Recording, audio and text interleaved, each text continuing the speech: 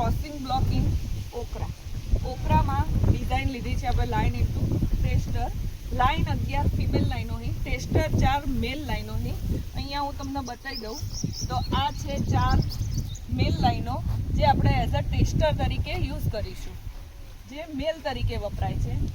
એના સિવાયની જે તમને વ્હાઇટ બેગો લગાવેલી થેલીઓ દેખાય છે તે બધી ફિમેલ લાઈનો છે, જેનું ક્રોસિંગ આપણે મેલ પ્લાન્ટ, સિલેક્ટેડ મેલ પ્લાન્ટમાંથી લઈ અને ફિમેલ પ્લાન્ટમાં ક્રોસિંગ કરીએ છીએ. હવે ક્રોસિંગની પ્રક્રિયા કઈ રીતે થાય છે? પહેલાં તો આનું આઇસોલેશન ડિસ્ટન્સ નક્કી કરવા છે 400 થી 500 મીટર. એ 400 થી 500 મીટરના એરિયામાં ક્યાંય પણ ભીંડા વાવેલા ન હોવા જોઈએ. તો આપણને જે પણ ક્રોસ કરીશું એ સીડ પૂરું પ્રમાણિત મળશે. ભીંડા એ શાકભાજી તરીકે વપરાય છે અને તેની ઉપજ સારી એવી મળે છે, ખેડૂતોને સારી એવી ઇન્કમ થાય છે. આ ક્રોસિંગ પ્લાન કરવાનો એક જ હેતુ છે કે આપણને સારી એવી રોગપ્રતિકારક શક્તિ ધરાવતી અને વધુ ઉત્પાદન આપતી વેરાયટીનું આપણે વેરાયટી બનાવી શકીએ. ભીંડારિયા એ સેલ્ફ પોલિનેટેડ એટલે કે સ્વપરાગિત પ્લાન્ટ છે જે પોતાનું ક્રોસિંગ પોતાના જ ફૂલ દ્વારા કરે છે. અમુક ટાઈમે ઇન્સેક્ટ દ્વારા કે મધમાખી કે એવા ઇન્સેક્ટ દ્વારા ક્રોસ પોલિનેશન થવાની શક્યતા છે. એટલા માટે જ આપણે આને બેગિંગ કરીએ છીએ જેથી આઉટ ક્રોસિંગ થઈ ના જાય. ક્રોસિંગ બ્લોકમાં ઇમેસ્ક્યુલેશન કરવામાં આવે છે સાંજે 4 થી 6 PM.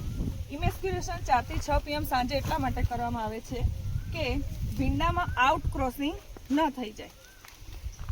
આપણે હવે ઇમેસ્ક્યુલેશનની પ્રોસેસ જોઈશું. આ છે મેચ્યોર કળી,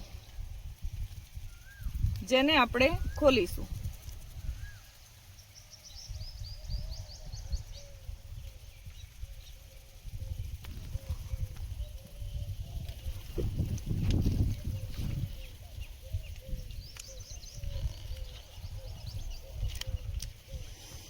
આ છે સ્ટિગ્મા, જે ફિમેલ પાર્ટ છે, જેને આપણે બેગિંગ કરીશું. આ પ્રક્રિયા હંમેશા સાંજે જ કરવામાં આવે છે. આ રીતે એને ઢાંકી દેવામાં આવે જેથી આઉટ ક્રોસિંગ ન થાય. દિવસે જે કળી આપણે ખોલી હતી તેનું મેલ સાથે ક્રોસિંગ કરાવવા માટે એક હેલ્ધી પ્લાન્ટમાંથી ઓપન ફ્લાવર્ડ, જે તાજું હોય તેવું આપણે તોડીશું.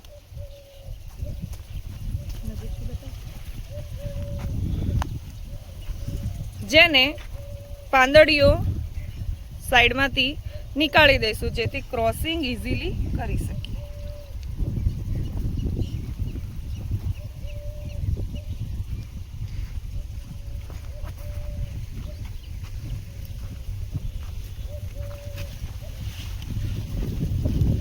આગલા દિવસે જે કળી ખોલી હતી તેને બેગિંગ હટાવી દઈ અને સવારે 9 થી 10 આ પ્રોસેસ કરવામાં આવે છે.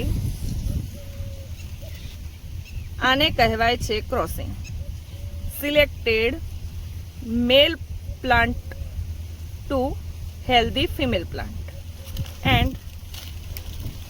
અને આ કર્યા પછી તરત જ બીજું આઉટ ક્રોસ ન થઈ જાય તે માટે એને ફરીથી બેગિંગ કરવામાં આવે છે.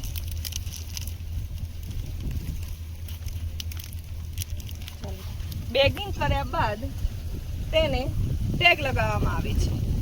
કઈ ફિમેલ લાઈનનો કઈ મેલનો ફિમેલ પ્લાન્ટ સાથે ક્રોસ કર્યો એ માટે લેબલ લગાવવામાં આવે છે અને લેબલ ઉપર ડેટ ક્રોસિંગની અને મેલ એન્ડ મેલ ક્રોસ લખવામાં આવે છે. ભીંડાનું એક હેલ્ધી ફ્લાવર જેમાં મેલ અને ફિમેલ પ્લાન્ટ પાર્ટ બંને એક જ ફ્લાવરમાં હોય છે, એટલે તો એને બાયસેક્સ્યુઅલ કહેવામાં આવે છે.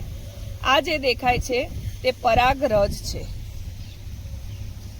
જેને ક્રોસિંગ દરમિયાન રિમૂવ કરવામાં આવે છે.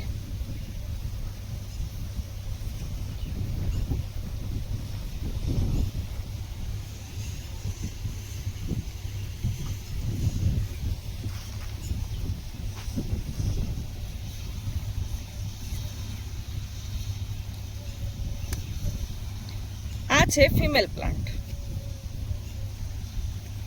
સ્ટિગ્મા, સ્ટેમેન, ઓવરી. આફ્ટર થોડા દિવસ પછી આપણે જોઈશું કે ક્રોસિંગ કરેલા ભીંડો કેવો બને છે. તો ક્રોસિંગ કરેલો ભીંડો આ ટાઈપનો દેખાય છે અને એનું જે લેબલ હોય છે તે લગાવેલું હોય એટલે આપણને ખબર પડે કે આ ક્રોસ અહીંયા થઈ ગયેલો છે. જેનું ક્રોસિંગ સક્સેસ નથી જતું એ પોતે જાતે જ ખરી જાય છે. જે આપ જોઈ શકો છો એ જાતે જ એ પડી જાય છે, મેચ્યોર થતું જ નથી, એટલે એમાં સીડ થવાની સંભાવના રહેતી નથી. આ ક્રોસ પણ સક્સેસ થઈ જાય છે.